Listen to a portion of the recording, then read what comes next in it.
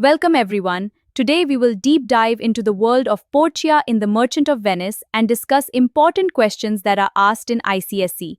Let's get started. All right, let's dive straight into The Merchant of Venice and crack open Act 1, Scene 2. Now you might be wondering why this one scene. Well, after digging through a ton of past exam papers, it's pretty clear that this scene pops up all the time. So we're not just going to walk through it, we're going to give you this strategic breakdown of exactly what you need to know to absolutely nail those exam questions. So let's get right to it. It's a fair question, isn't it? On the surface, it's just a chat between Portia and her friend Nerissa. But when you look a little closer, you realize this scene is an examiner's dream. It's got a main character's biggest problem, it sets up a huge part of the plot, and it has some of the absolute sharpest lines in the whole play. This scene is really the foundation for everything that's about to happen in Belmont.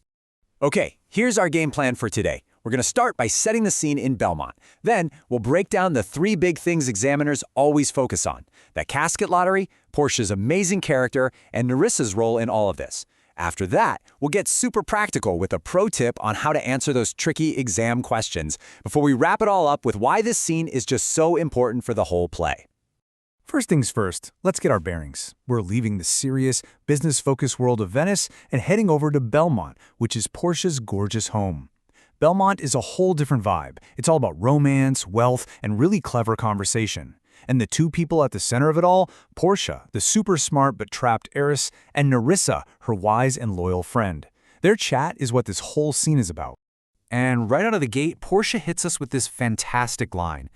Now, she's not tired because she's poor or has to work hard. She has everything you could possibly imagine, except, control over her own life.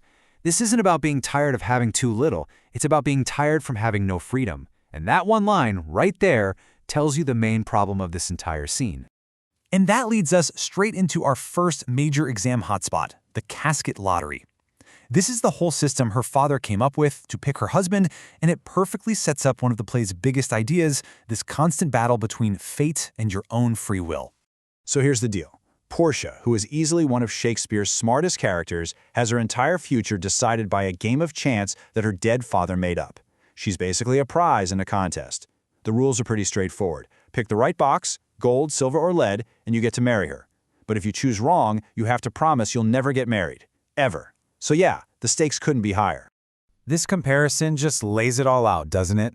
And look at that word she uses, curbed. It's such a powerful choice. It's like she's a horse with reins on, being held back. Honestly, this quote is pure gold for any essay question about family control or the theme of fate. Portia is completely stuck between what she wants for herself and her duty to her father.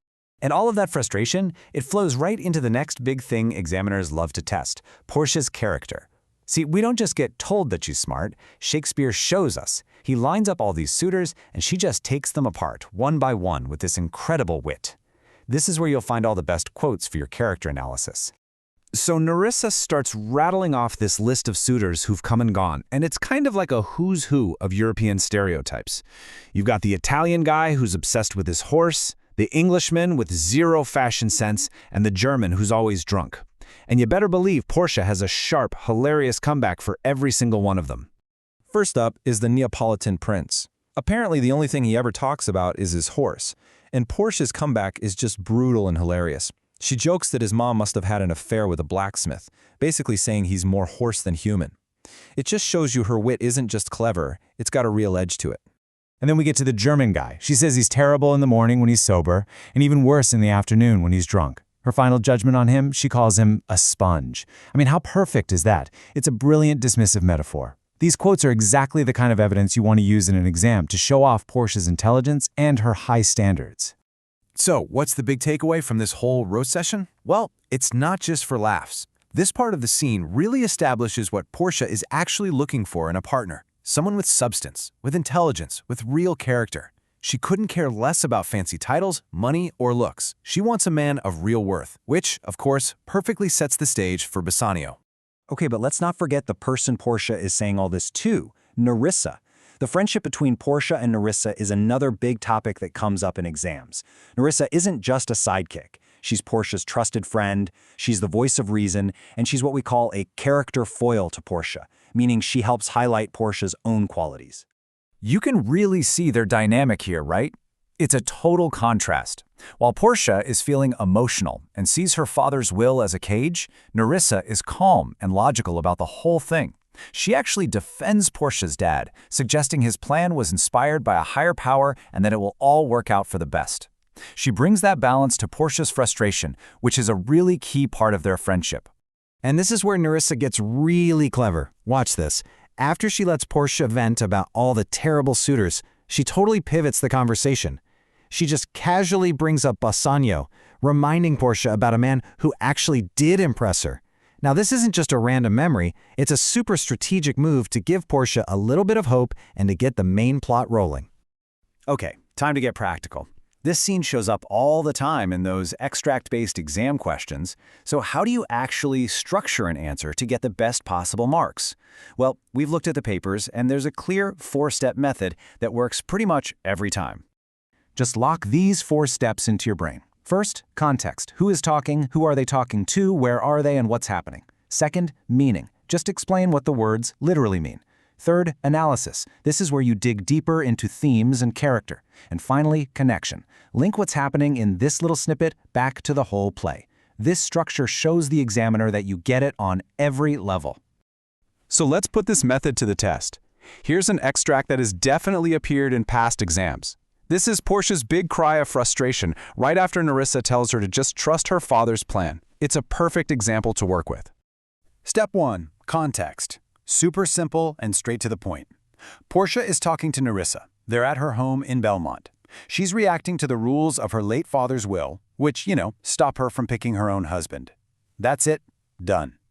Now for steps 2 and 3, meaning and analysis. The literal meaning is just the tip of the iceberg. She has no choice in who she marries. But the deeper analysis is everything underneath that. It powerfully brings up the theme of fate versus free will, it shows us how trapped she feels, and it really highlights the irony that she has all this wealth and intelligence, but no power. This frustration is what drives so much of what she does later in the play. Okay, so let's zoom out for a second and look at the big picture. Why are we spending so much time on this one little conversation? Well, because Act 1, Scene 2 is basically the foundation for the entire romantic half of the play. Without this scene, absolutely nothing that happens in Belmont makes any sense. So if you're revising, here are your 4 key takeaways. 1. This scene introduces us to Portia. She's brilliant, she's witty, and she's completely trapped. 2. It sets up the whole Casket plot. 3.